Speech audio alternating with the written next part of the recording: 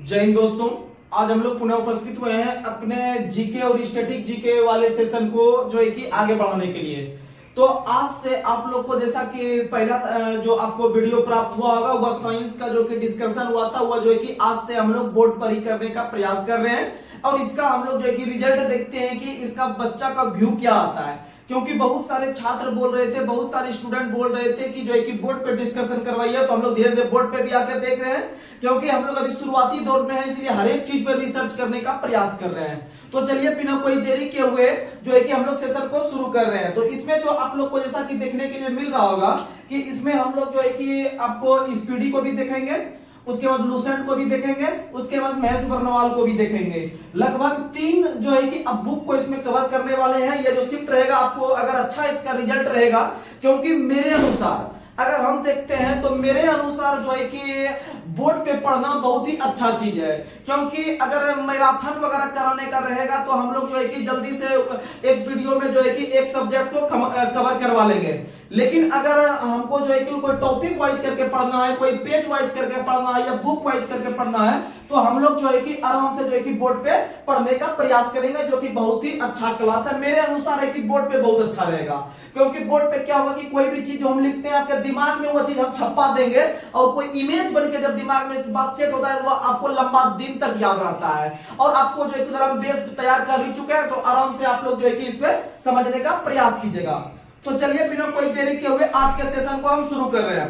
तो आज का पहला सवाल आप लोग को बताना है कि खाने वाला मशरूम जो है उसे क्या कहते हैं। तो खाने वाले मशरूम को हम लोग कवक कहते हैं। क्या कहते हैं? कवक कहते हैं। खाने वाले मशरूम को हम लोग कवक कहते हैं। अब कवक का बात करते हैं और शैवाल का बात करते हैं, थोड़ा सा समझने का प्रयास कीजिएगा।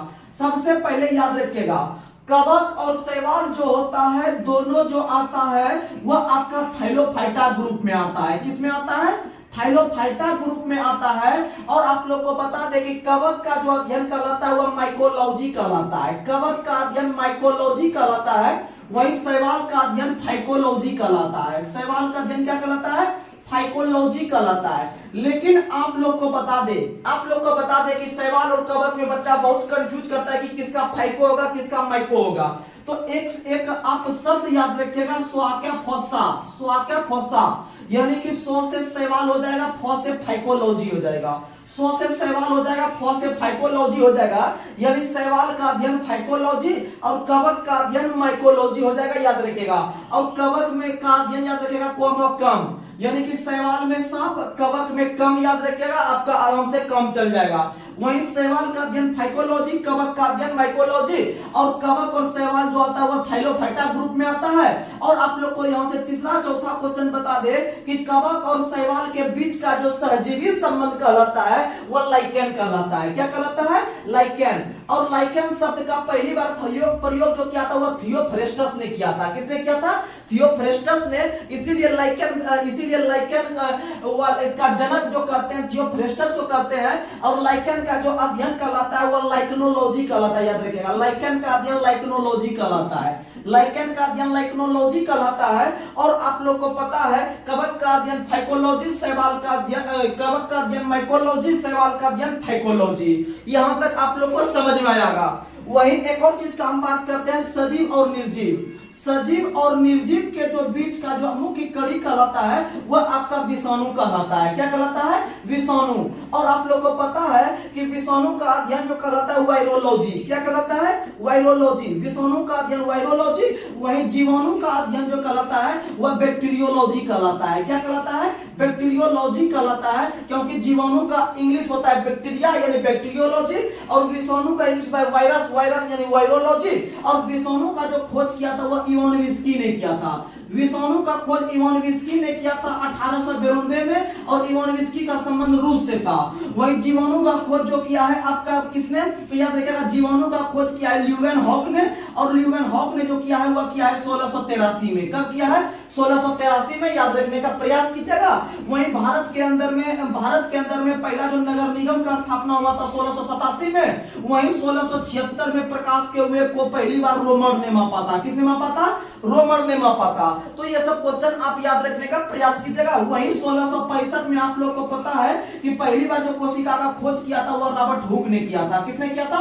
रॉबर्ट हुक ने किया था। और कोशिका का अध्ययन साइटोलॉजी कहलाता है। कोशिका का अध्ययन क्या कहलाता है? साइटोलॉजी कहलाता है। और उत्तक का अध्ययन कहलाता है हिस्टोलॉजी। उत्तक का अध्ययन कहलाता है हिस्टोलॉजी। और यकृत का अध्ययन कहलाता है हेपेटोलॉजी। और खून का अध्ययन हेमेटोलॉजी। और मस्तिष्क का अध्ययन फेरेनोलॉजी। और मांस का अध्ययन मायोलॉजी। और हड्डी का अध्ययन ऑस्टियोलॉजी।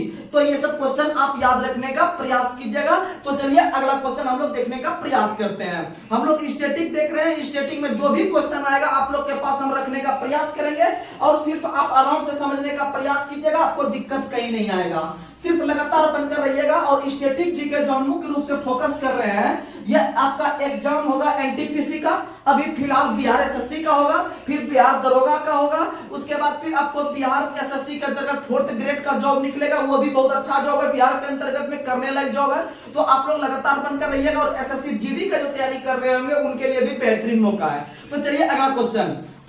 भारत में काली मिट्टी का विस्तार सबसे अधिक किस राज्य में है? तो यहाँ पर बात करते हैं काली मिट्टी का। सबसे पहले मिट्टी का बात करते हैं। तो आप लोग को पता है मिट्टी का जो इंग्लिश होता है या फिर मिट्टी का जो अध्ययन करते हैं हम लोग किसमें करते हैं? पेडोलॉजी में। मिट्टी का अध्ययन हम लोग पेडोलॉजी में करते हैं। और भारत सरकार के द्वारा जो है कि मिट्टी को कुल 8 वर्गों में बांटा गया है। कितने वर्गों में? 8 वर्गों में बांटा गया है। और आप लोग को पता है कि 8 वर्ग में जैसे कि हो गया आपका काली मिट्टी, उसी तरह से जलोढ़ मिट्टी, उसी तरह से आपका लेटेराइट मिट्टी, उसी तरह से बलुई मिट्टी, उसी तरह से चिकनी मिट्टी, इस तरह से कुल 8 वर्गों में मिट्टी को बांटा गया है। और 8 वर्गों में जो बांटा गया है उसमें से एक वर्ग है आपका काली मिट्टी। कौन सी मिट्टी? काली मिट्टी। और काली मिट्टी का सबसे अधिक विस्तार जो है वो पश्चिम भारत राज्यों में देखने के लिए मिलता है।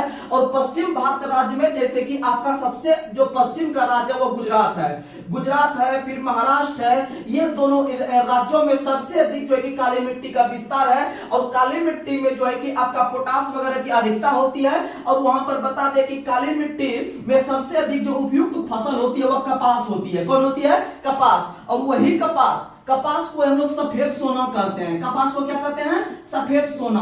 कपास को हम लोग सफेद सोना कहते हैं। वहीं पर अगर हम जूट का बात कर ले, जूट जो है कि आपका पूर्वी भारत राज्यों में होता है, जैसे कि आपका पश्चिम बंगाल हो गया, बिहार हो गया, ये सभी के राज्यों में आपका जूट का उत्पादन अधिक होता है। और जूट को हम लोग जो है कि गोल्डन फाइबर के नाम से जानते हैं। जूट को हम लोग जो है कि गोल्डन फाइबर के नाम से जानते हैं। और कपास को सफेद सोना के नाम से जानते हैं। और कपास जो प्राप्त होता है वह बीज से प्राप्त होता है। किससे प्राप्त होता है? बीज से प्राप्त होता है। और आप लोग को बता दें कि काली मिट्टी का सबसे अधिक विस्तार जो है वो गुजरात राज्य में देखने के लिए मिलता है, आप याद रखिएगा। वहीं अगर हम बात करते हैं जलोढ़ मिट्टी का, किसका बात करते हैं? जलोढ़ मिट्टी का। तो जलोढ़ मिट्टी का सबसे अधिक विस्तार जो है वह उत्तर भारत में देखने के लिए मिलता है। कहां में देखने के लिए? उत्तर भारत में देखने के लिए मिलता है। और उत्तर भारत के अंतर्गत यूपी हो गया, बिहार हो गया, ये सभी के जो गंगा क्षेत्र जो है, ये सभी के जो गंगा दियारा क्षेत्र है, वहां पर जलोढ़ मिट्टी का विस्तार सबसे अधिक मिलता है। और जलोढ़ मिट्टी को हम लोग एल्यूवियल सॉइल के नाम से भी जानते हैं। एल्यूवियल सॉइल के नाम से भी जानते हैं, इसका इंग्लिश होता है, याद रखिएगा। और जलोढ़ मिट्टी भारत में कुल जो है कि याद रखिएगा 46% क्षेत्रफल पर, भारत में सबसे अधिक क्षेत्रफल पर जलोढ़ मिट्टी अर्थात 46%। और भारत के अंदर में जलोढ़ मिट्टी का सबसे अधिक विस्तार उत्तर भारत में उत्तर प्रदेश, बिहार के गंगा दियारा क्षेत्र में।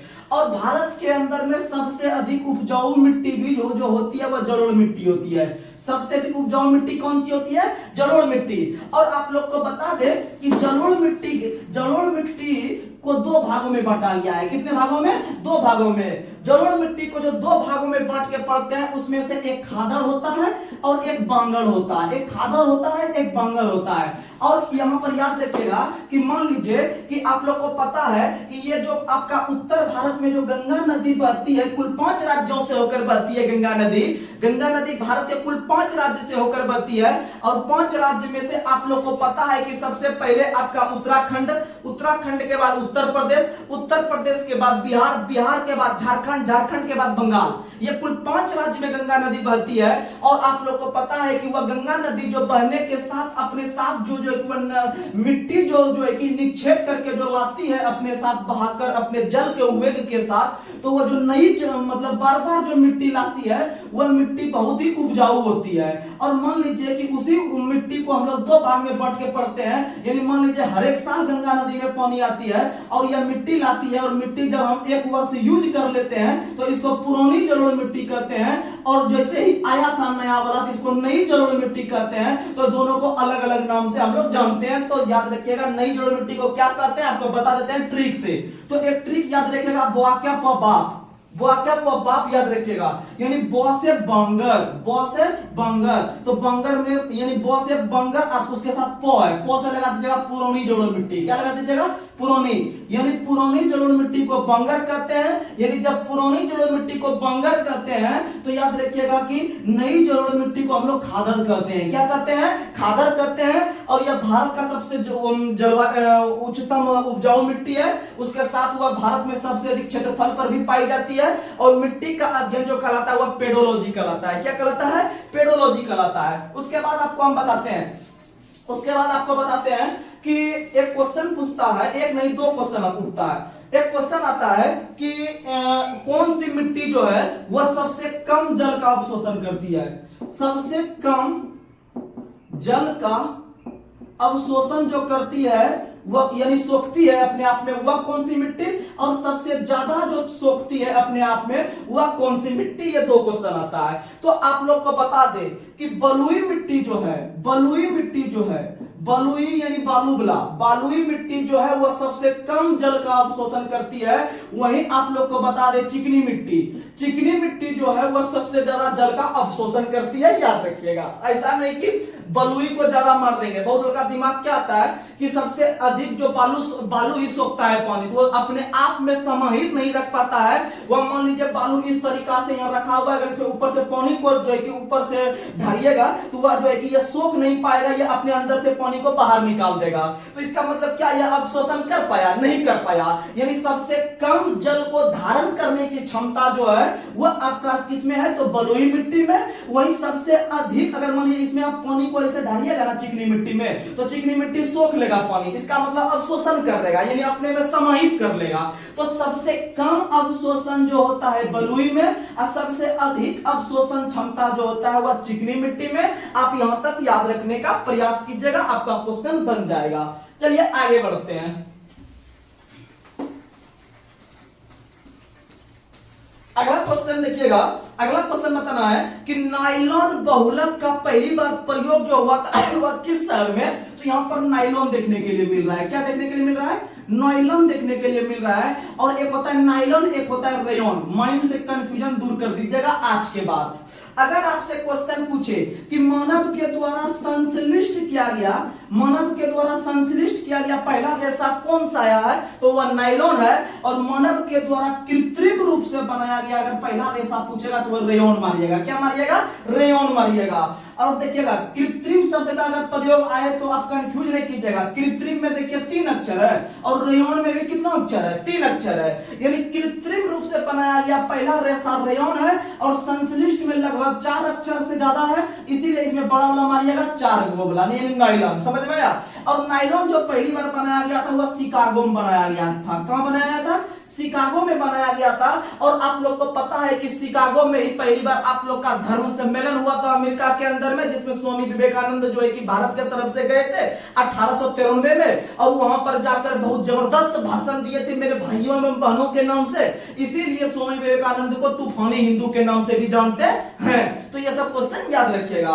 और शिकागो शहर जो अमेरिका के अंदर में है वह मांस उद्योग के लिए प्रसिद्ध है। किसके लिए प्रसिद्ध है, मांस उद्योग के लिए। आपको पता होगा कि मांस जो है और टमाटर जो है यह दोनों लाल कलर का होता है। कैसा होता है, लाल कलर का। इसीलिए मांस और टमाटर से संबंधित जो क्रांति कार्य करती है वह लाल क्रांति कार्य करती है। कौन सी क्रांति, लाल क्रांति कार्य करती है। और आलू जो होता है वह गोल होता है, इसीलिए आलू गोल क्रांति से संबंधित काम करता है। और आलू अनुसंधान संस्थान शिमला में है। कहां में है, शिमला में है। और आलू जो सोलेनेसी कुल का पौधा है, आलू बैगन जो हो गया वह सोलेनेसी कुल का पौधा हो गया। और आप लोग को बता दें प्याज और लहसुन लिलिएसी कुल का पौधा है, क्योंकि लौ से लहसुन, लौ से लिलिएसी, यानी लहसुन के साथ प्याज भी नाम ले लिया जाता है। तो लहसुन और प्याज दोनों हो गया लिलिएसी, वहीं पर जितना अनाज वगैरह आता है तो ये सब ग्रेमनेसी में आता है। किस में आता है? ग्रेमनेसी में आता है। तो ये सब क्वेश्चन याद रखिएगा। चलिए आगे बढ़ते हैं। अगला क्वेश्चन, भारत का सबसे गहरा बंदरगाह कौन सा है? तो भारत का सबसे गहरा बंदरगाह विशाखापट्टनम है। भारत का सबसे गहरा बंदरगाह। अब हम बात करते हैं बंदरगाह पे, तो थोड़ा समझने का प्रयास कीजिएगा। अगर आप जितना क्वेश्चन हम इस सेशन में बताएंगे, अगर आप डेली के हिसाब से कवर करके चलिएगा तो बहुत अच्छा स्टूडेंट बन जाइएगा, यही हकीकत है। तो बात करते हैं बंदरगाह का। बंदरगाह को हम लोग जो है कि पत्तन के नाम से भी जानते हैं, आप लोग कंफ्यूज नहीं होइएगा, ठीक। पत्तन या बंदरगाह दोनों एक ही नाम है, दोनों का जो है कि अलग अलग नाम से पुकारा जाता है अलग अलग जगह। तो बंदरगाह की संख्या वर्तमान समय में 13 है। ऐसे तो बंदरगाह टोटल 200 प्लस है, लेकिन बड़े बंदरगाह की संख्या अगर देखते हैं तो वर्तमान में 13 है।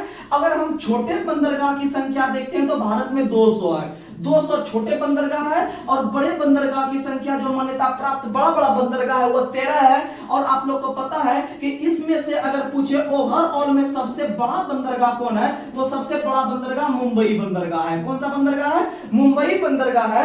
वही मुंबई बंदरगाह के भार को कम करने के लिए उसके बगल में एक नया बंदरगाह बनाया गया था कुछ दिन पहले, जिसका नाम था नहावा शोभा बंदरगाह। क्या नाम था? नहावा शोभा बंदरगाह। और नहावा शोभा बंदरगाह का ही नया नाम है जवाहरलाल नेहरू बंदरगाह। याद रखिएगा, जवाहरलाल नेहरू बंदरगाह जो नाम पड़ा है वह नहावा शोभा का नाम बदलकर वही सबसे बड़ा बंदरगाह भारत का मुंबई है। वही भारत का अगर पूछे कि सबसे गहरा बंदरगाह कौन है, तो वह आपका विशाखापट्टनम है।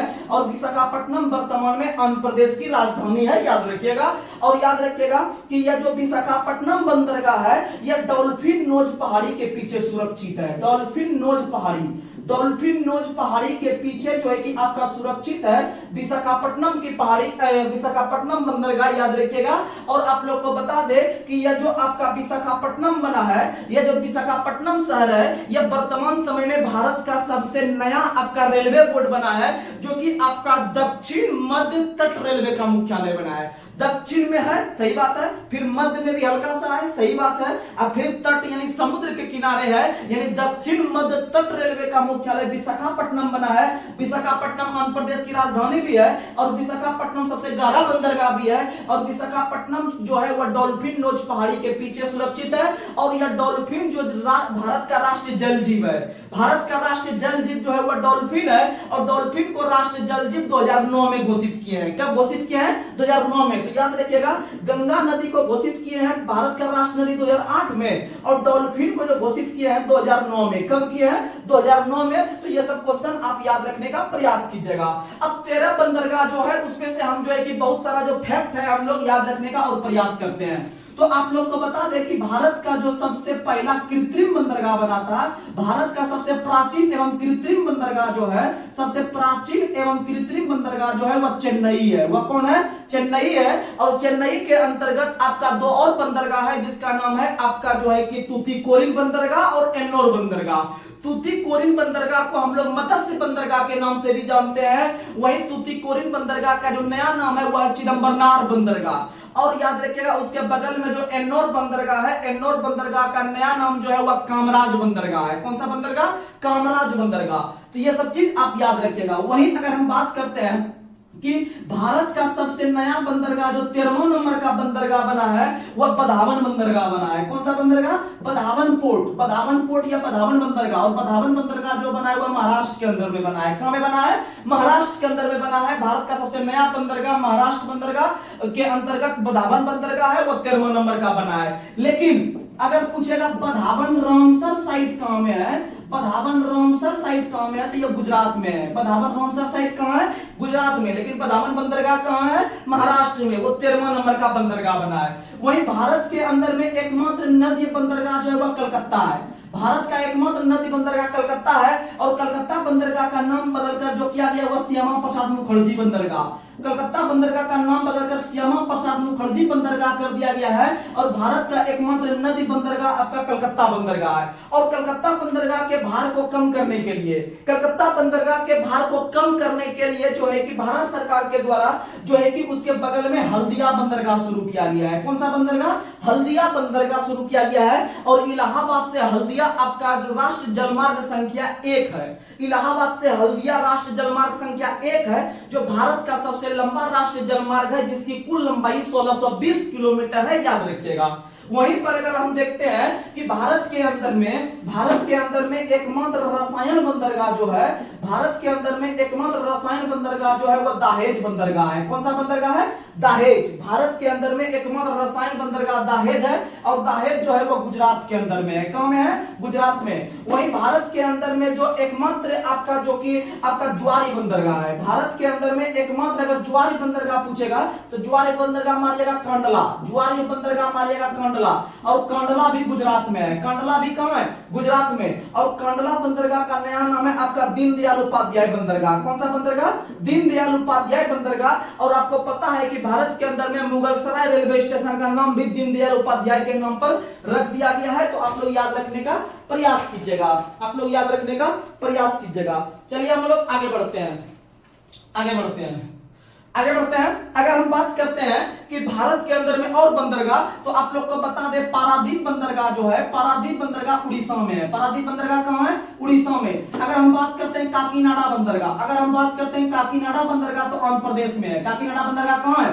आंध्र प्रदेश में। अगर हम बात करते हैं और बंदरगाह का, तो आप लोग को पता है कि केरल भी जो है वो समुद्र के किनारे है, और केरल में आपका एलेप्पी बंदरगाह, केरल में कौन सा बंदरगाह है? तो एलेप्पी बंदरगाह। तो आप लोग जो है कि अगर इतना बंदरगाह पे कमांड रखते हैं तो आपका आराम से काम चल जाएगा। और कालीकट बंदरगाह आप लोग को पता होगा कि जहां पर पहले पुर्तगाली यात्री आए थे, आपके कालीकट पर आए थे वास्को डी गामा, आप लोग को नाम भी पता होगा, जिसका स्वागत जमोरिन ने किया था 1498 ईस्वी में, जो है कि कालीकट तट पर। और आप लोग जो है कि आराम से याद रखने का क्वेश्चन प्रयास कीजिएगा। चलिए आगे बढ़ते हैं। अगला क्वेश्चन है बिरसा मुंडा के गुरु का नाम क्या था? अब बात करते हैं बिरसा मुंडा का, थोड़ा समझिएगा। अब बात करते हैं बिरसा मुंडा का, तो याद रखिएगा कि बिरसा मुंडा का जन्म जो हुआ था, बिरसा मुंडा का जन्म जो हुआ था वह हुआ था आपका 15 नवंबर 1875 को। बिरसा मुंडा का जन्म 15 नवंबर 1875 ईस्वी को, और यह जो हुआ था खुंटी नाम का स्थान, खुंटी नाम का स्थान रांची के पास है। खुंटी नाम का स्थान जो है कि वह रांची के पास है, वहां पर इनका जन्म इस ईस्वी को हुआ था। और बिरसा मुंडा जो थे वो आदिवासी के जो है कि आपका बहुत बड़े जो है कि नेता थे, आगे बढ़ चढ़कर हिस्सा लिए थे। तो आप लोग को बता दे कि बिरसा मुंडा का जन्म 15 नवंबर 1875 को हुआ था, और बिरसा मुंडा के जो गुरु थे वह आनंद पांडे थे। बिरसा मुंडा के गुरु का नाम जो था वह आनंद पांडे था। और आप लोग को बता दे कि हाल ही के दिनों में भारत के प्रधानमंत्री नरेंद्र मोदी के द्वारा बिरसा मुंडा की जयंती जो 15 नवंबर को मनाते हैं, एक अलग नाम से दिवस मनाने का घोषणा किया है, जो कि आपका जनजातीय गौरव दिवस है। कौन सा दिवस है? जनजातीय गौरव दिवस। जनजातीय गौरव दिवस हम लोग जो मनाते हैं 15 नवंबर को, बिरसा मुंडा की जयंती है। और इनके गुरु का नाम है आनंद पांडे। क्या नाम है इनके गुरु का नाम?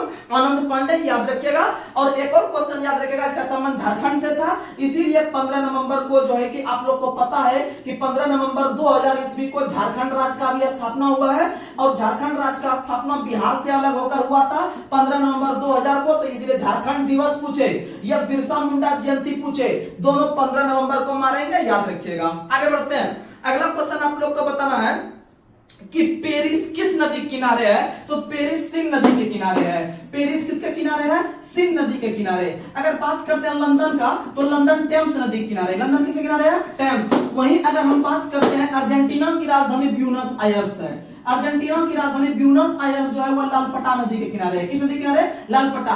वहीं आपका जो है कि बर्मा का एक शहर है आपका रंगून। कौन सा शहर है? रंगून। रंगून जो है वह इरावदी नदी के किनारे है। किस नदी के किनारे? इरावदी नदी के किनारे।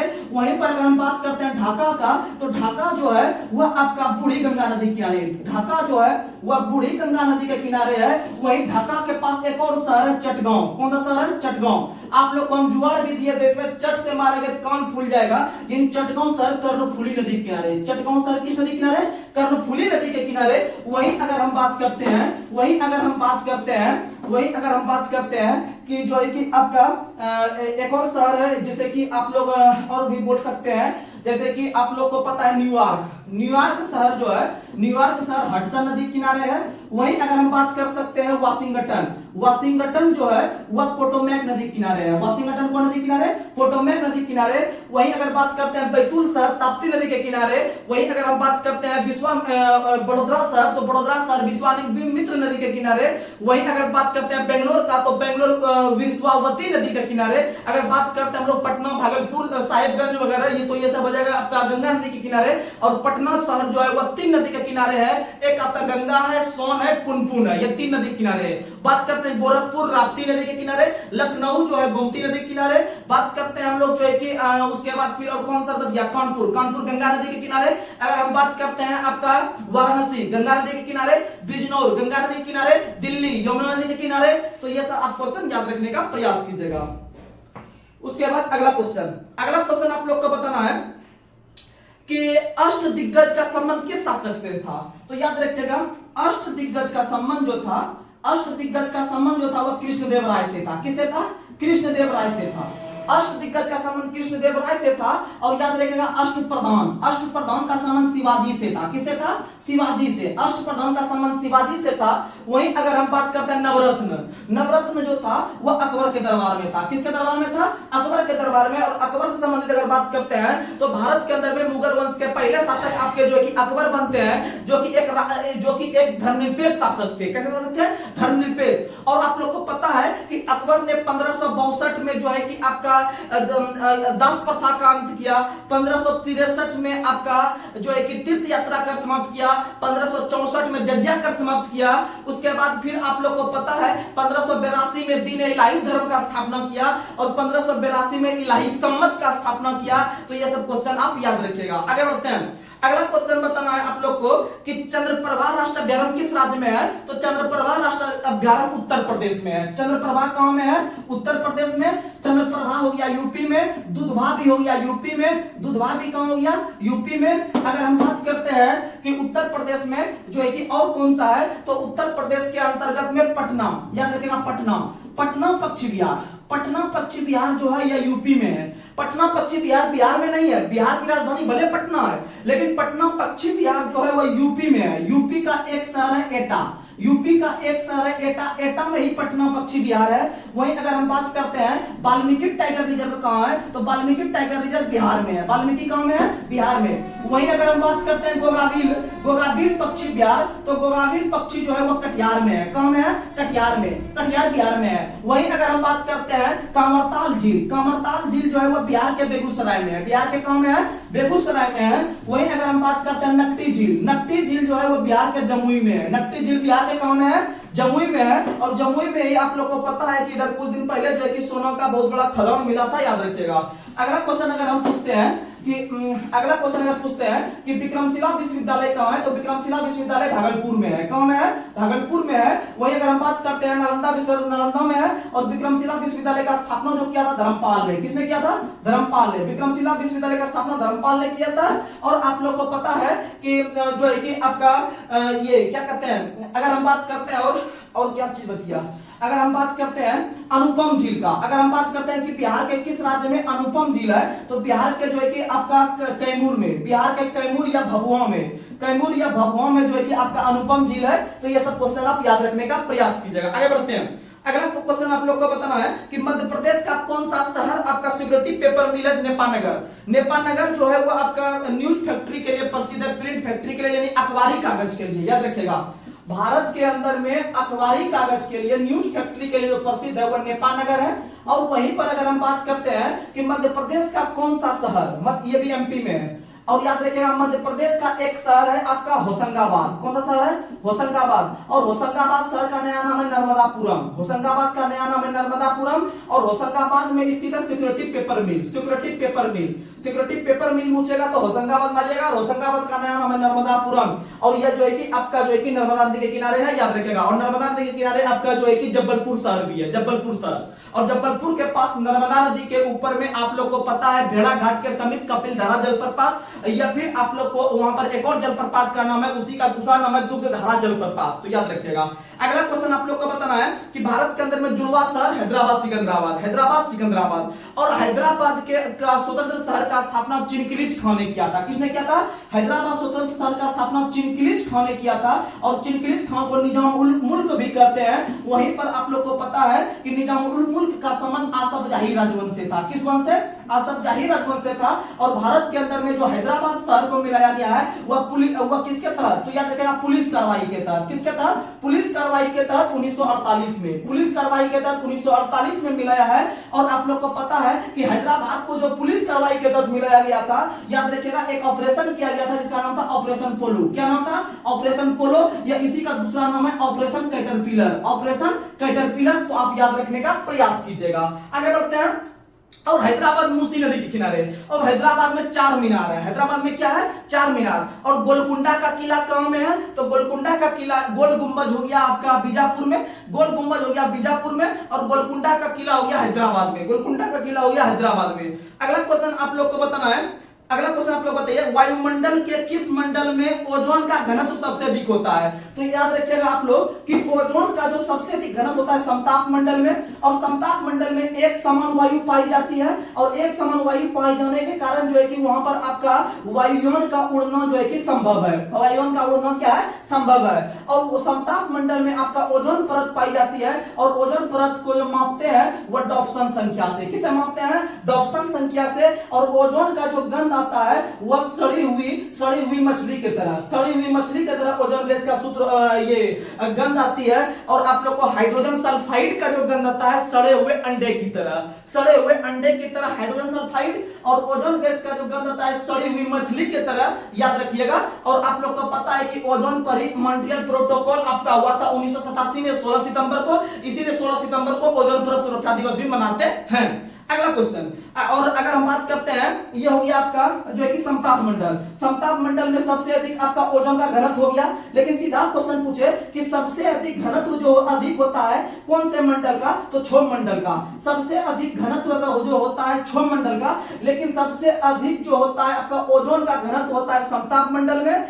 सीधा सिंपल पूछेगा कि सबसे अधिक घनत्व कौन का? तो क्षोभ मंडल का, जिसमें आंधी तूफान बारिश वगैरह होता है, बिजली का चमकना होता है, या फिर आंधी आता है, तूफान आता है, भूकंप आता है, तो ये सब क्षोभ मंडल में आता है, जहां पर हम लोग रहते हैं सबसे नीचे वाली परत पर। और पता है कि यहाँ पर विभिन्न प्रकार के आदमी, पशु, जीव वगैरह निवास करते हैं, इसलिए सबसे अधिक घनत्व कहां का होता है? तो क्षोभ मंडल का। कहां का होता है? क्षोभ मंडल का।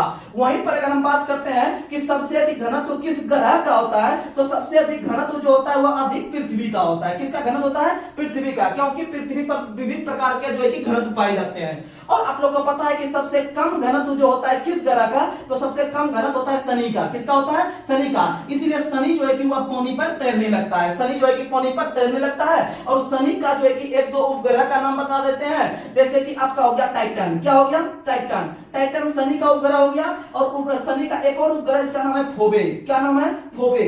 फोबे नाम का उपग्रह भी आपका शनि का है, याद रखने का प्रयास कीजिएगा। आगे बढ़ते हैं। अगला क्वेश्चन आप लोग को बताना है कि कानपुर से भारत में 1857 के विद्रोह के नेता कौन थे? तो याद रखिएगा कानपुर, कानपुर जिसको पता है कि कानपुर चमड़ा उद्योग के लिए प्रसिद्ध है, कानपुर चमड़ा उद्योग के लिए प्रसिद्ध है। और कानपुर से जो भारत नायक थे लड़ने वाले वो कौन थे? तो याद रखिएगा कानपुर से जो भारत नायक थे लड़ने वाले वो कौन थे? तो यहाँ पर आंसर दे रहा है नाना साहब। कौन थे? नाना साहब। हम बात करते हैं 1857 का, थोड़ा सा बेसिक से समझ लीजिएगा 2 मिनट के अंदर।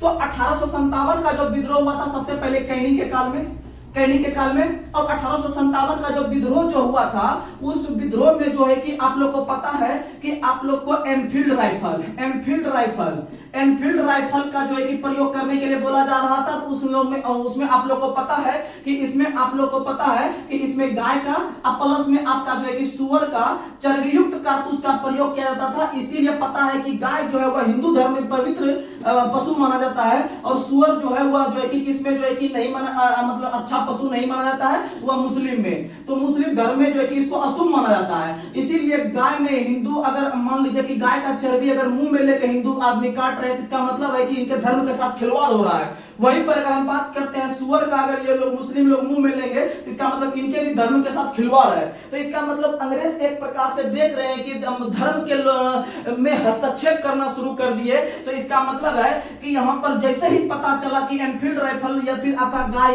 चर्बी युक्त या सुअर चर्बी युक्त कारतूस का प्रयोग किया जा रहा है और उसका मुंह के द्वारा छीलना पड़ रहा है, तो सबसे पहले यह पता दमदम के सिपाही को चला था। किसको चला था? दमदम। दमदम एक हवाई अड्डा भी है बंगाल के अंदर में, पश्चिम बंगाल के अंदर में। तो याद रखिएगा दमदम हवाई अड्डा जो है यह पश्चिम बंगाल में है और सबसे पहले ये वाला चीज का पता जो चला था यहाँ के सिपाही को, और यहाँ के सिपाही को चला तो धीरे धीरे वह बात मंगल पांडे के पास पहुंचा। किसके पास पहुंचा?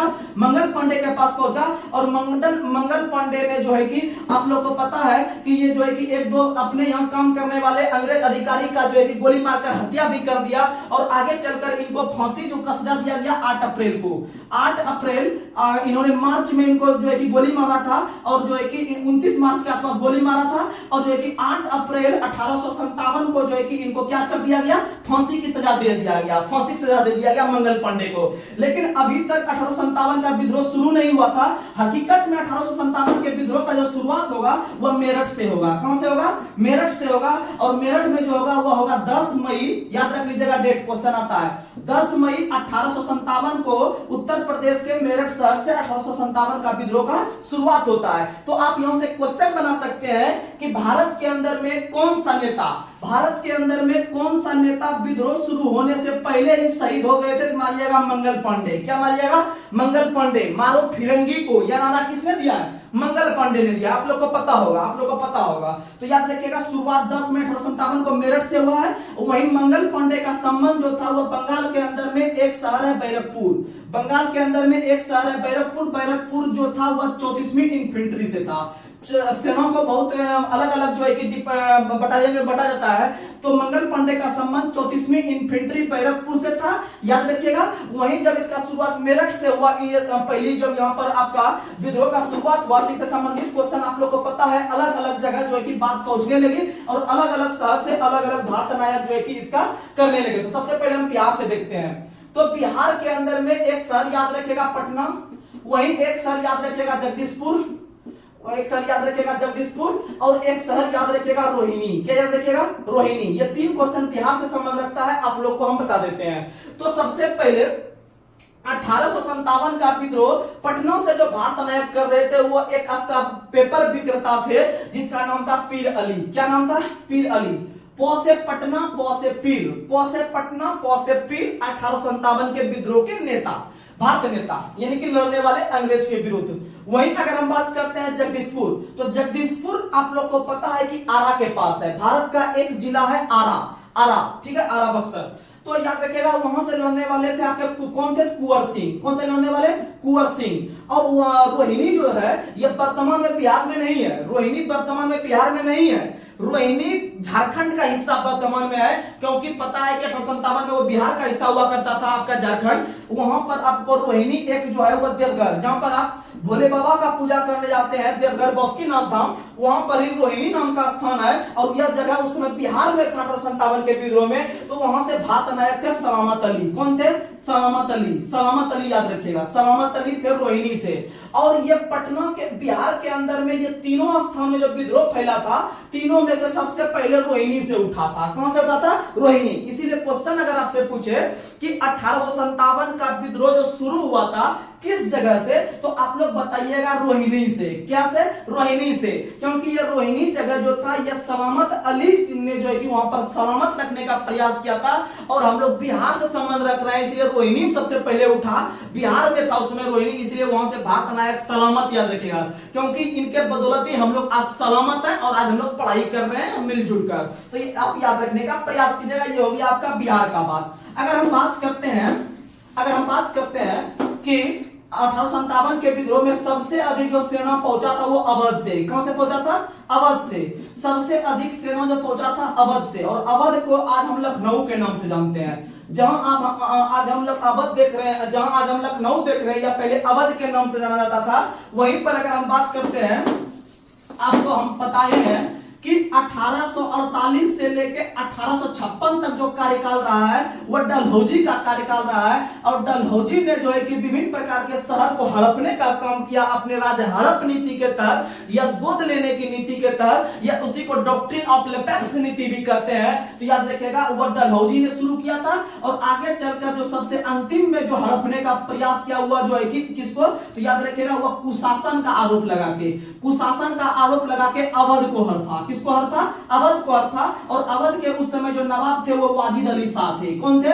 वाजिद अली शाह थे। यानी याद रखिएगा अवध के अंतिम नवाब वाजिद अली शाह थे। और इसी अवध जो उत्तर प्रदेश में जिसको आज हम लखनऊ के नाम से जानते हैं, इनको इन पर कुशासन का आरोप लगा दिया और इस क्षेत्र को डलहौजी ने अपने में मिलाने का काम किया। वहीं डलहौजी ने जो सबसे पहला शहर मिलाया था वो सतारा को मिलाया था। किसको मिलाया था? सतारा। यह सतारा महाराष्ट्र में है। कहाँ में है? महाराष्ट्र में। और सतारा को 1848 में मिलाया था। कब मिलाया था? 1848 में मिलाया था। और लास्ट में 1856 में जो मिलाया हुआ किसको मिलाया? अवध को, कुशासन के आधार पे। लेकिन एक और शहर था करौली, आप लोग को बता देते हैं। एक और शहर था करौली। करौली को भी हड़प लिया था डलहौजी ने। डलहौजी ने गोद ले लिया था, यानी उसके राजा से छीन लिया गया था, क्योंकि उसका कोई उत्तराधिकारी नहीं होता था तो उसको गोद ले लेता था जो है कि डलहौजी ने। तो करौली को जीत लिया। लेकिन आगे चल के जो है कि ब्रिटेन के महारानी और महाराजाओं ने जो है कि करौली को एक्सेप्ट नहीं किया, यानी वो फॉलो नहीं किया इसको, करौली को। और करौली को जो है कि भारत राजा को वापस कर दिया। क्या कर दिया? वापस। तो दो क्वेश्चन याद रखिएगा कि 1857 के विद्रोह में जो है कि आपका कुशासन के आधार पर किसको ग्रहण किया था? तो कुशासन के आधार पे अवध को। लेकिन जीत लेने के बाद पुनः कि वापस जो दे दिया राजा को, कौन सा शहर? करौली। कौन सा शहर?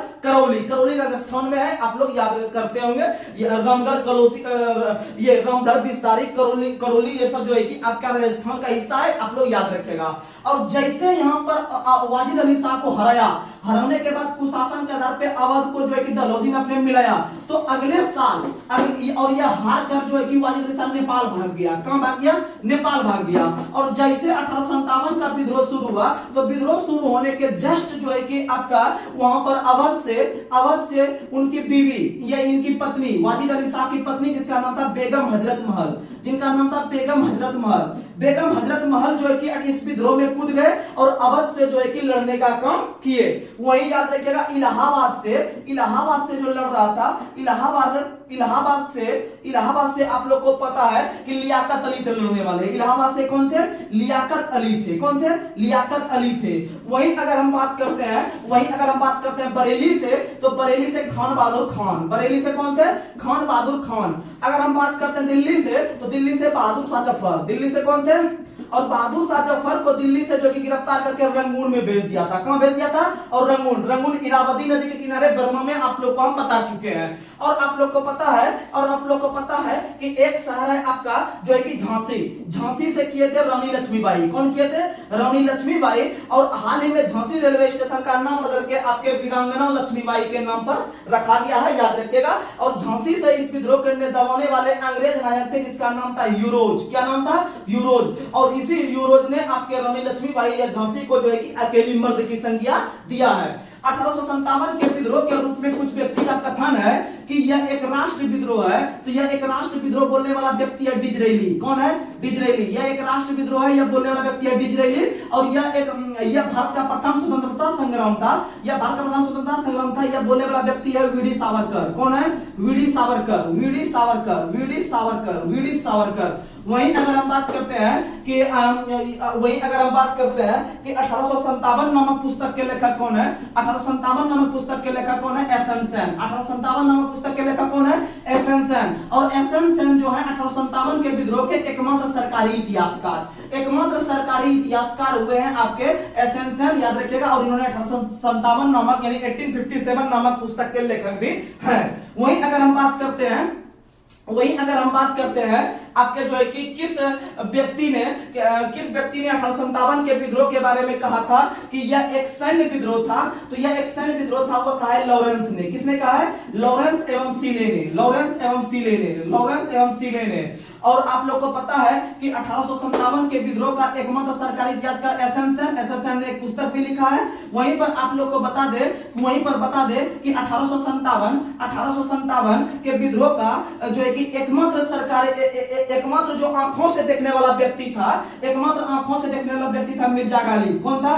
मिर्जा गालिब। तो ये सब क्वेश्चन आप याद रखिएगा, ये सब क्वेश्चन जो है कि एग्जाम में आता है। ये था आपका 1857 का विद्रोह का कुछ शॉर्ट फॉर्म। चलिए हम लोग आगे बढ़ते हैं।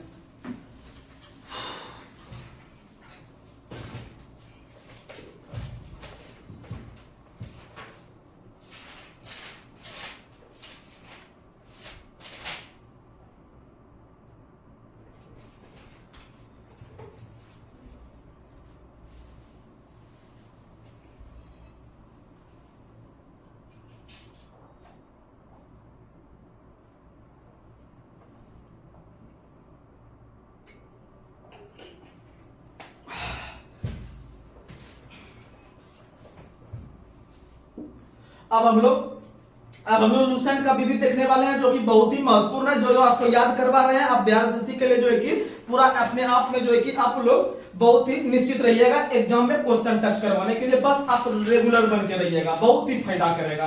तो चलिए अगला क्वेश्चन आप लोग याद रखिएगा। झारखंड हम लोग कुछ लोक नृत्य के बारे में बात कर लेते हैं। लोक नृत्य आपको धीरे धीरे हम सब लोक नृत्य याद करवाएंगे, लूसेंट पे बहुत सारा कमांड करवाएंगे, बिहार एसएससी का एग्जाम निकलवा के छोड़ेंगे। तो झारखंड में आप लोग को पता है जट जटिन क्या होता है? जोट और जट जटिन हो गया, सरूल हो गया, कर्मा हो गया, ये सब कौन का है? झारखंड का। और ये सरूल को पता है कि ये आपको जीआई टैग भी दिया जा चुका है। सरूल लोक कला को झारखंड जीआई टैग भी दिया गया है। और झारखंड दिवस हम लोग 15 नवंबर को मनाते हैं। और याद रखिएगा आप लोग कि झारखंड जो है वह भारत का 28वां राज्य बनाता है। झारखंड भारत का 28वां राज्य बनाता है। झारखंड भारत का कितना राज्य बनाता? 28वां राज्य बनाता है, याद रखिएगा। वही आप लोग को पता है विदेशिया हो गया, कम से कम सोराई याद रखिएगा। क्या याद रखिएगा? सोराई और सरूल दोनों झारखंड। सोराई और सरूल कहां है? झारखंड। और झारखंड के अंदर में आप लोग को पता है जनजाति का नाम है भुइया, संथाल। ये सब जो है कौन की जनजाति है? झारखंड की जनजाति है। कौन की जनजाति है? झारखंड की जनजाति है। वहीं अगर हम बात करते हैं कुचिपुड़ी लोक नृत्य। तो कुचिपुड़ी कौन का है? तो कुचिपुड़ी आंध्र प्रदेश का है। कुचिपुड़ी कौन का है? आंध्र प्रदेश का। अगर हम बात करते हैं भरतनाट्यम का, तो भरतनाट्यम कौन का है? तमिलनाडु का। भरतनाट्यम कौन का है? तमिलनाडु का। वही बात करते हैं मोहिनीअट्टम कौन का है? केरल का। मोहिनीअट्टम कौन का है? केरल का। वही हम बात करते हैं मणिपुरी जो शास्त्रीय नृत्य है, मणिपुरी कौन का है? मणिपुर। वही अगर हम बात करते हैं आपका असम का, तो असम का सतरिया है। असम का कौन सा है? सतरिया है। वही अगर हम बात करते हैं ओडिसी जो है वह उड़ीसा का है। ओडिसी कहां का है? उड़ीसा का। ओडिसी कहां का बना है? उड़ीसा का। आगे बढ़ते हैं। अगला क्वेश्चन आप लोग को बताना है घूमर कहां का है? घूमर जो है राजस्थान का है। घूमर कहां का है? राजस्थान। लेकिन अगर घूमर राजस्थान रहे तो घुमरा उड़ीसा का है। घुमरा कहां का है? उड़ीसा का। और आप लोग को पता है कि उड़ीसा के अंदर जो आपका विद्वत बताए थे उड़ीसा के अंदर ओडिसी जो शास्त्रीय नृत्य है, इसका पुराना नाम है आपका गोटीपुआ। क्या नाम है? गोटीपुआ जो है वह आपका ओडिसी का पुराना नाम है। वही भरतनाट्यम का पुराना नाम सदीर है। भरतनाट्यम का पुराना नाम क्या है? सदीर है। भरतनाट्यम का पुराना नाम क्या है? सदीर है। वहीं पर अगर हम बात करते हैं कि आपका घंटा मर्दाला कहां का है, तो घंटा मर्दाला जो आपका नृत्य है यह आंध्र प्रदेश का है। घंटा मर्दाला कहां का है? आंध्र प्रदेश का। घंटा मर्दाला कहां का है? आंध्र प्रदेश का। अगर हम बात करते हैं आपका धमान और छपेली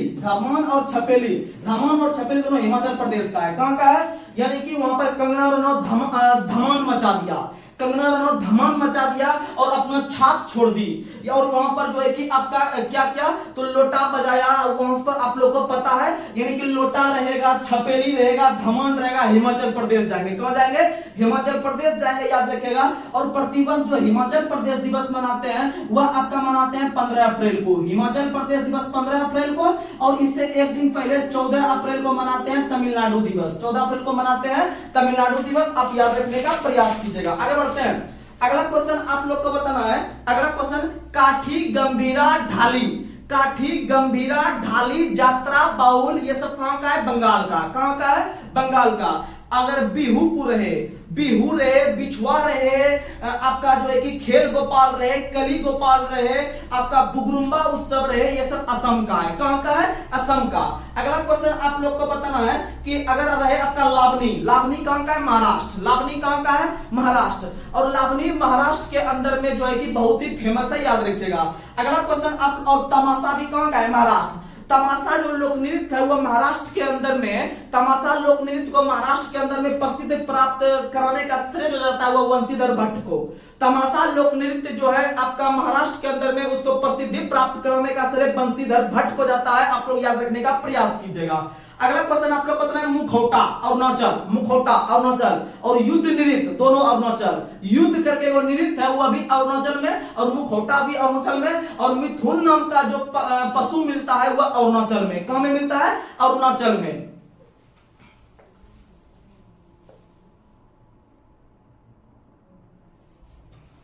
अगला क्वेश्चन यक्षगान। देखिएगा यक्षगान, यक्षगान, यक्षगान में 4 अक्षर है, 4 अक्षर कर्नाटक में भी है। यक्षगान कहां का है? कर्नाटक का। यक्षगान कहां का है? कर्नाटक का। यक्षगान हो गया, क से कुनीता हो गया, क से करगा हो गया, ये कहां का है? कर्नाटक का। कहां का है? कर्नाटक का। याद रखने का प्रयास कीजिएगा। देखिएगा अगर रहे आपके पास कुमी, कुमी रहे तो मारेंगे तमिलनाडु, कुमी रहे तो मारेंगे तमिलनाडु। अगर इस तरह से करगा रहे, करगा रहेगा तो मारेंगे कर्नाटक। अगर कर्मा रहे, कोरमा का कर्मा, कर्मा रहेगा तो छत्तीसगढ़ मारेंगे। कहां मारेंगे? छत्तीसगढ़ मारेंगे। ये तीनों क्वेश्चन याद रखिएगा। अगला क्वेश्चन आप लोग को बताना है कि हिकात कहां का है? हिकात यानी मुस्लिम नाम है, यानी जम्मू कश्मीर। हिकात कहां का है? मुस्लिम नाम यानी जम्मू कश्मीर। हिकात हो गया, मंदचास हो गया, कूद दंडी नाच हो गया, ये सब मारेंगे कहां का? जम्मू कश्मीर। और जम्मू कश्मीर का राज्य की भाषा डोगरी, जम्मू कश्मीर का राज्य की भाषा डोगरी, याद रखिएगा। और उत्तर प्रदेश का दूसरा जो राज्य की भाषा बना है वह उर्दू बना है। उत्तर प्रदेश और उत्तराखंड दोनों का जो कि आपका दूसरा राज्य की भाषा बना है वो उर्दू बना है, याद रखिएगा। और आप लोग को पता है कि नौवां शास्त्रीय भाषा, आप लोग को पता है कि नौवां शास्त्रीय भाषा के रूप में भारत का जो कि आपका हासिल किया है वो आपका दर्जा हासिल करने वाला है फारसी भाषा। कौन भाषा? फारसी। और वही फारसी भाषा आपका मुगलों की राज की भाषा थी। और आप लोग को पता है कि बाबर ने अपनी आत्मकथा तुर्की भाषा में लिखी थी, तुझो के बाबरी के नाम से, लेकिन बाबरनामा के नाम से, लेकिन उसका अंग्रेजी उसका फारसी भाषा में जो अनुवाद किया था वह अब्दुल रहीम खनखाना ने। किसने किया था?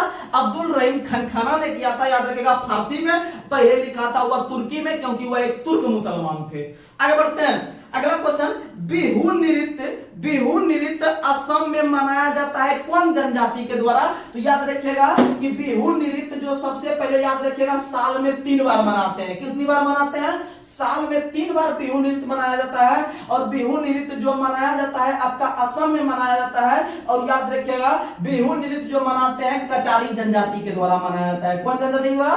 कचारी जनजाति के द्वारा, याद रखिएगा। आगे बढ़ते हैं। अगला क्वेश्चन, रऊफ कहां का है? जम्मू कश्मीर। रऊफ जम्मू कश्मीर, रऊफ जम्मू कश्मीर। और इससे पहले आपको बताया था हिकात, दंडीनाथ, कूद, मंदजास, ये सब भी जम्मू कश्मीर। और डोगरी राज्य की भाषा जम्मू कश्मीर। और जम्मू कश्मीर दिवस जो मनाते हैं, जम्मू कश्मीर दिवस प्रत्येक वर्ष 6 फरवरी को मनाते हैं, याद रखिएगा। 6 फरवरी को जम्मू कश्मीर दिवस, और 11 मार्च को जो मनाते हैं अंडमान दिवस, अंडमान निकोबार दिवस, अंडमान निकोबार। और अंडमान निकोबार का जो हाईकोर्ट है वो आपका कलकत्ता हाईकोर्ट जो है कि संभालता है। कौन हाईकोर्ट? कलकत्ता हाईकोर्ट संभालता है। अगला क्वेश्चन आप लोग को बताना है, गरबा लोक नृत्य किस राज्य में? तो गरबा गुजरात, गरबा गुजरात, गरबा गुजरात, गरबा गुजरात। और गरबा लोक नृत्य जो गुजरात में प्रचलित है, उसी के आधार पर बिहार में जो है कि एक लोक नृत्य मनाया जाता है, इसका नाम क्या है? तो आप लोग इसका जवाब कमेंट बॉक्स में भी दीजिएगा, तो जो है कि आप लोग से कि हम कुछ जानने का प्रयास करेंगे कि गरबा लोक नृत्य आपका मनाया जाता है गुजरात में,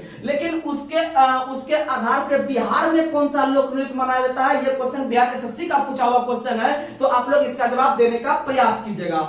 अगला क्वेश्चन आप लोग बताइए, कलवलिया, कालबेलिया लोक नृत्य राजस्थान, कालबेलिया लोक नृत्य राजस्थान, कालबेलिया लोक नृत्य राजस्थान। और याद रखिएगा कलबेलिया लोक नृत्य राजस्थान में जो मनाया जाता है यह आपका सपेरा जनजाति के द्वारा, किसके द्वारा? सपेरा जनजाति के द्वारा मनाया जाता है। और याद रखिएगा इसको यूनेस्को की सूची में 2011 में शामिल किए हैं, ये आपका कालबेलिया लोक नृत्य को, कालबेलिया लोक नृत्य, कालबेलिया लोक नृत्य सपेरा जनजाति राजस्थान में 2011 में इसको यूनेस्को की सूची में शामिल किए हैं। और यूनेस्को का मुख्यालय पेरिस, यूनेस्को का मुख्यालय पेरिस और यूनिसेफ का मुख्यालय न्यूयॉर्क, याद रखिएगा। और इस दोनों का हम स्थापना याद करवा देते हैं। देखिएगा यूनिसेफ लास्ट में एफ आ रहा है, एफ का कोड 6 होता है यानी 1946। वही यूनेस्को, यूनेस्को के लास्ट में ओ आ रहा है, ओ का कोड 15 यानी इकाई डिजिट 5 यानी 1945, 1945। तो आप ऐसे याद रखिएगा तो ज्यादा दिन याद रहेगा। आगे बढ़ते हैं। अगला क्वेश्चन आप लोग को बताना है पंडवानी। पंडवानी लोक कला जो है वह छत्तीसगढ़ का है। पंडवानी लोक कला छत्तीसगढ़ का है और छत्तीसगढ़ में पंडवानी एक प्रकार का एकल लोक नृत्य है, ये लोक कला है। और इससे संबंधित एक व्यक्ति का नाम बहुत फेमस है जिसका नाम है, आप लोग को पता है, इसका नाम जो है वह आपका तीजन बाई है। क्या नाम है? तीजन बाई। तीजन बाई का संबंध पंडवानी से है और का संबंध छत्तीसगढ़ से है। और छत्तीसगढ़ के हाल ही में मुख्यमंत्री जो बने हैं वह कौन बने हैं? तो आप लोग को पता है कि छत्तीसगढ़ के मुख्यमंत्री जो बने हैं वह आपके कौन बने हैं? तो विष्णु साय बने हैं। कौन बने हैं? विष्णु साय। और फिर आपका मध्य प्रदेश में बने हैं मोहन यादव और भजन लाल शर्मा बने हैं मध्य प्रदेश के, सॉरी राजस्थान के।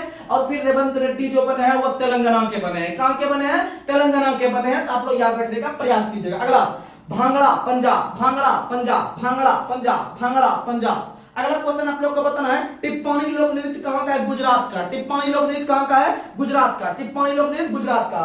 और यहाँ पर ऑब्जेक्टिव में कुछ क्वेश्चन दिया गया है, लोकप्रिय उपनाम हम थोड़ा सा 5 मिनट में बोल देते हैं, हमको याद रखिएगा। सीमांत गांधी, खान अब्दुल गफ्फार खान। खान अब्दुल गफ्फार खान को सीमांत गांधी कहते हैं, सरहदी गांधी कहते हैं, फ्रंटियर गांधी कहते हैं। उसके बाद फिर आपका जो है कि क्या कहते हैं इसको, बचा खान के नाम से भी जानते हैं, बादशाह खान के नाम से भी जानते हैं। और खान अब्दुल गफ्फार खान, पता है आप लोग को, खान अब्दुल गफ्फार खान पहले विदेशी बनते हैं जिनको भारत रत्न दिया गया था 1987 में। 1987 में भारत रत्न दिया गया था खान अब्दुल गफ्फार खान को। लेकिन पूर्णतः विदेशी बनते हैं आपके नेल्सन मंडेला, जिसे 1990 ईस्वी में डॉक्टर भीमराव अंबेडकर के द्वारा दिया गया था।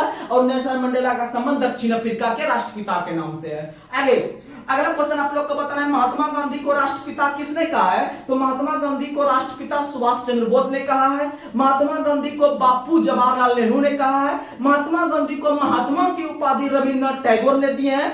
महात्मा गांधी को अर्धनग्न फकीर आपके विंस्टन चर्चिल ने और फ्रैंक मोरिस दोनों ने कहे हैं। तो आप ये सब क्वेश्चन याद रखेगा। और महात्मा गांधी ने जो लंगोट पहनना शुरू किया था धोती को त्याग के, तो वह धोती के जो है कि लंगोट पहनना शुरू किए थे वो आपका 1921 से शुरू किए थे। 1921 में साउथ का यात्रा कर रहे थे हैदराबाद तरफ, तो वहां से वो पहनना शुरू किए थे, आप लोग याद रखिएगा। और भारत के अंदर में महात्मा गांधी जो दक्षिण अफ्रीका से लौटे थे, 21 वर्ष रह के लौटे थे 9 जनवरी 1915 को। और 9 जनवरी को इसीलिए 2003 ईस्वी से जो है कि आपका प्रवासी भारत दिवस के रूप में मनाना शुरू किए हैं। और आप लोग को पता है महात्मा गांधी भारत आने के बाद 1915 में साबरमती का आश्रम का स्थापना किए। उसके बाद फिर 1916 में बनारस में हिंदू यूनिवर्सिटी का उद्घाटन हो रहा था, उसी में महात्मा गांधी हिस्सा लेने गए थे। और आप लोग को पता है कि वहां पर उनको राजकुमार शुक्ल मिले और उन्होंने ही जो है कि बिहार के चंपारण में आने का न्योता दिया। और वहां पर वो अगले साल आए 1917 में, और उनका जान वहां पर वक्त खां ने बचाया था। और आप लोग को पता है कि वहां पर 3 कठिया प्रणाली को महात्मा गांधी ने अंततः समाप्त किया। और जैसे वहां पर समाप्त किया 3 कठिया प्रणाली नील की खेती को, जो कि 3 कट्ठा पर होना अनिवार्य था 20 कट्ठा में, जो है कि उस पे जो है कि आपका उसके बाद महात्मा गांधी को महात्मा की उपाधि रविंद्रनाथ टैगोर ने ही तुरंत दे दिए। वहीं आप लोग को पता है कि वो जो 1916 में जो बनारस में जो उद्घाटन में शामिल हुए थे हिंदू यूनिवर्सिटी में, उसका निर्माण जो किया था वो मदन मोहन मालवीय ने किया था। किसने किया था?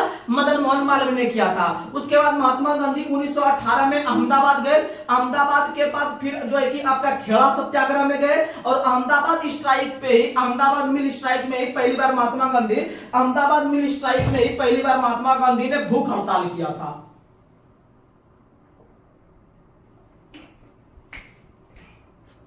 आगे उसके बाद फिर महात्मा गांधी को पता है कि 1919 में महात्मा गांधी ने जो है कि रोलक एक्ट को, जो कि काला कानून या फिर बिना वकील बिना दलील बिना जो है कि बिना वकील बिना दलील का जो है कि कानून कहा था रोलक एक्ट को, या काला कानून भी महात्मा गांधी ने कहा था, याद रखिएगा, जिसमें किसी भी संदेशात्मक व्यक्ति को जो है कि गिरफ्तार कर लिया जाता था। फिर 1920 में 1 अगस्त 1920 को महात्मा गांधी के द्वारा असहयोग आंदोलन का शुरुआत किया गया। 1919 में खिलाफत आंदोलन का शुरुआत फिर जो है कि 1922 में जो है कि चौरी चौरा कांड होता है 5 फरवरी के दिन 1922 को गोरखपुर के पास चौरी चौरा नामक स्थान पर। उसके बाद जो है कि आपका 11 फरवरी 1922 को महात्मा गांधी ने जो है कि वापस ले लेता है असहयोग आंदोलन को। उसके बाद 1923 ईस्वी में 1 जनवरी को 1923 को इलाहाबाद में चित्तरंजन दास और मोतीलाल नेहरू ने मिलकर स्वराज पार्टी की स्थापना करती है और 1924 में यही स्वराज पार्टी भारतीयों के लिए पहली बार संविधान का मांग करने वाला पार्टी बना। उसके बाद पता है कि 1924 में लेनिन का मृत्यु हुआ और 1924 में ही महात्मा गांधी को पता है कि बेलगाम अधिवेशन में कर्नाटक के अंदर में एकमात्र बार कांग्रेस का अध्यक्ष चुना गया। और आप लोग को पता है कि उसी में जो है कि राष्ट्र भाषा के रूप में भाषण भी दिया गया था हिंदी के रूप में। वहीं पर आप लोग को पता है कि आगे चल के 1925 में जो है कि आपका 1925 में जो है कि एक आपको जो है कि कौन सा कांड हुआ था, तो 1925 में 9 अगस्त 1925 को जो है कि काकोरी हत्या कांड होता है जिसका नाम बदलकर काकोरी ट्रेन एक्शन भी कर दिया गया है। 1925 में 9 अगस्त के दिन हुआ था। वहीं आप लोग को पता है कि 1926 के अंदर में पहली बार महिलाओं को वोट देने का अधिकार दिया गया भारत में 1919 अधिनियम के तहत। और 1926 में ली आयोग की सिफारिश पर संघ लोक सेवा आयोग का भी स्थापना किया गया। वहीं 1927 के अंदर में 8 नवंबर को जो है कि ब्रिटेन लंदन में जो है कि आप लोग को पता है कि वहां पर आपका पहली बार साइमन कमीशन का गठन होता है और पहली बार 1928 में 3 फरवरी के दिन वह मुंबई पहुंचता है और उसे जो है कि साइमन कमीशन वापस जाओ का नारा भी लगाया था जो है कि लाला ने। और जो है कि साइमन कमीशन जो थे उसमें सभी सदस्य गोरे थे, ये व्हाइट थे, इसीलिए व्हाइट मैन कमीशन के नाम से साइमन कमीशन को जानते हैं। और आप लोग को पता है कि साइमन कमीशन ने अपनी रिपोर्ट 1930 ईस्वी को जो है कि सौंपा और उन्हीं के आधार पर जो है कि 1930, 1931, 1932 में 3 गोलमेज सम्मेलन आयोजित हुए आपके लंदन के अंदर में। और इसी तीनों के आधार पर 1935 का अधिनियम जो है कि आगे चल के आया और 1935 के और 1935 के अधिनियम और 1935 का जो अधिनियम आया उसे ब्लूप्रिंट कहा गया, क्योंकि 1935 का अधिनियम में जो है कि विभिन्न प्रकार के चीज आए थे और आगे चलकर भारत के संविधान में लगभग 250 अनुच्छेद उसी ब्लूप्रिंट या 1935 के अधिनियम से ले लिए गए थे। और 1935 का अधिनियम को जवाहरलाल नेहरू ने 1935 के अधिनियम को जवाहरलाल नेहरू ने कहा था कि यह जो है कि बिना ब्रेक रहित जो है कि या फिर ब्रेक रहित इंजन दे दिया गया है। इसमें विभिन्न सारा जो है कि बोगी और इंजन तो है लेकिन इसमें ब्रेक ही नहीं है, तो याद रखिएगा ब्रेक रहित इंजन जो बोला है वह जवाहरलाल नेहरू ने बोले हैं। और आगे चलकर आप लोग को पता है कि 1936 के अंदर आप लोग को पता है कि बिहार से अलग हुआ आपका उड़ीसा। और पता है कि 1937 में जो है कि पहली बार संघ न्यायालय का स्थापना किया गया 1935 अधिनियम के तहत। और वही संघ न्यायालय आगे चलकर जो है कि 28 जनवरी 1950 को भारत के सुप्रीम कोर्ट के रूप में पुनः स्थापित होती है। और अभी वर्तमान में उसमें सदस्य की संख्या या न्यायाधीश की संख्या कुल 34 है और 34 एक मुख्य है, 33 अन्य है और एक जो मुख्य है वह डीवाई चंद्रचूड़ है, वह 50वें नंबर के हैं। कितने नंबर के हैं? 50वें नंबर के हैं। और आप लोग को पता है कि आगे चलकर जो है कि 1938 और 1938 में जो है कि बर्मा अलग हुआ भारत से 1935 अधिनियम के तहत। वहीं 1937 में पहली बार कांग्रेस का अधिवेशन गांव में आयोजित हुआ था, अर्थात फैजपुर में हुआ था, फैजपुर महाराष्ट्र में, और इसकी अध्यक्षता जवाहरलाल नेहरू ने किए थे। वहीं 1938 का कांग्रेस का अधिवेशन आपका हरिपुरा गुजरात में होता है और इसका वार्षिक अधिवेशन की अध्यक्षता जो किए थे वो आपके कौन किए थे, तो याद रखिएगा उसकी अध्यक्षता आपके जो है कि सुभाष चंद्र बोस ने किए थे। और उनमें जो है कि महात्मा गांधी का जो प्रतिनिधि पहुंचा था वह पट्टाभी सीतारामैया पहुंचा था। कौन पहुंचा था? पट्टाभी सीतारामैया पहुंचा था। और पट्टाभी सीतारामैया हार गए सुभाष चंद्र बोस से और सुभाष चंद्र बोस 1938 के अध्यक्ष बने। और याद रखिएगा पट्टाभी सीतारामैया ने एक पुस्तक का रचना किया जिसका नाम है कांग्रेस का इतिहास। पुस्तक के लेखक जो है वह पट्टाभी सीतारामैया है। वही बात करते हैं 1939 में कांग्रेस का जो अधिवेशन हुआ था उसमें अध्यक्ष सुभाष चंद्र बोस बने थे, जो कि त्रिपुरी अधिवेशन जो है कि हुआ था आपका मध्य प्रदेश में पड़ता है त्रिपुरी। यहां पर भी अध्यक्ष सुभाष चंद्र बोस बने थे, लेकिन सुभाष चंद्र बोस यहां पर आगे चल के त्याग पत्र दे दिए 39 में ही, तब जाके उसके स्थान पर राजेंद्र प्रसाद अध्यक्ष बने। और जाके आगे चल के जो है कि 1940 में जो है कि रामगढ़ में अधिवेशन होता है। 1940 में रामगढ़ में अधिवेशन होता है। रामगढ़ अधिवेशन की अध्यक्षता जो किए थे वो आपके अबुल कलाम आजाद किए थे। और अबुल कलाम आजाद जो रामगढ़ में किए थे, यह रामगढ़ जगह वर्तमान में झारखंड में है। वर्तमान में कहां है? झारखंड में। लेकिन जब हो रहा था तो उस समय बिहार में था। लेकिन वर्तमान में वह झारखंड में है। कहां में है? झारखंड में। तो याद रखिएगा। और अबुल कलाम आजाद भारत राष्ट्र कांग्रेस के इतिहास में सबसे युवा अध्यक्ष बने थे मात्र 35 वर्ष में। कितने वर्ष में? 35 वर्ष में। लेकिन आप लोग को पता है कि सबसे लंबे दिन तक लगातार 6 वर्ष तक भी कौन बने? तो याद रखिएगा, लगातार 6 वर्ष तक जो बने हैं वो अबुल कलाम आजाद ही बने हैं। और अबुल कलाम आजाद के द्वारा लिखा गया एक पुस्तक हम बार बार बताते हैं, India wins freedom, India wins freedom. और अबुल कलाम आजाद आगे चल के भारत के प्रथम शिक्षा मंत्री भी बनते हैं। और इनके जन्म दिवस के रूप में प्रत्येक वर्ष 11 नवंबर को हम लोग राष्ट्रीय शिक्षा दिवस भी मनाते हैं। और अबुल कलाम आजाद का संबंध भारत से नहीं था, इनका संबंध जो है कि सऊदी अरब से था। वो बाद में आके भारत में आके बस गए थे, उनके जो है कि पिताजी दादाजी तो वो यहाँ रहने लगे। उसके बाद जो है कि उसके बाद याद रखिएगा 1947 में या फिर आजादी के समय जो कांग्रेस के अध्यक्ष बने थे वो बने थे जेबी कृपलानी। कौन बने थे? जेबी कृपलानी। और जेबी कृपलानी जो बने थे वो भारत के अंदर में एक पुस्तक का भी रचना किया जिसका नाम है पॉलिटिक्स ऑफ चरखा। पॉलिटिक्स ऑफ चरखा, पॉलिटिक्स ऑफ चरखा पुस्तक के लेखक आपके जेबी कृपलानी है। और पॉलिटिक्स ऑफ जुगाड़ पुस्तक के लेखक सवान नकवी है। और सिर्फ पॉलिटिक्स पूछेगा कि पॉलिटिक्स पुस्तक के लेखक कौन है? अरस्तु है। लेकिन अगर पूछेगा grammar of politics, grammar of politics पुस्तक के जो लेखक है वो लास्की है। वो कौन है? लास्की। क्योंकि ग्रामर बनाने में आदमी लसक जाता है, यानी कि ग्रामर ऑफ पॉलिटिक्स लास्की। और खाली पॉलिटिक्स पूछेगा अरस्तु, पॉलिटिक्स ऑफ जुगाड़ पूछेगा तो सवान नकवी। अब पॉलिटिक्स ऑफ चरखा पूछेगा क्योंकि जेबी कृपलानी जो थे वो आपके महात्मा गांधी के बहुत नजदीकी आदमी थे और काम करते थे। तो याद रखिएगा जेबी कृपलानी ने पॉलिटिक्स ऑफ चरखा पुस्तक का रचना किया है। वहीं अगर हम बात करते हैं कि भारत के अंदर में पहली महिला मुख्यमंत्री बनने का रिकॉर्ड किसके नाम है? तो वो जेबी कृपलानी के नाम में है। सॉरी जेबी कृपलानी के जो आपके बीवी थे तो याद रखिएगा उनका नाम था सुचेता कृपलानी। भारत के अंदर में पहली महिला मुख्यमंत्री उत्तर प्रदेश ने दिया है और पहली महिला राज्यपाल भी उत्तर प्रदेश ने दिया है। तो पहली महिला मुख्यमंत्री सुचेता कृपलानी और पहली महिला जो राज्यपाल थे वो सरोजिनी नायडू थे। वो कौन थे? सरोजिनी नायडू थे। तो आप लोग ये सब क्वेश्चन याद रखने का प्रयास कीजिएगा। तो आज का सेशन आप लोगों को कैसा लगा आप लोग जरूर कमेंट बॉक्स में बताइएगा। और आप हमें सपोर्ट कीजिएगा तो जरूर हम आगे मेहनत करके बहुत गरीब और सहाय विद्यार्थी के लिए बहुत कुछ करेंगे। क्योंकि हमें सब चीज हम झेले हुए इंसान है कि एक इंसान कैसे स्ट्रगल करके आगे बढ़ता है।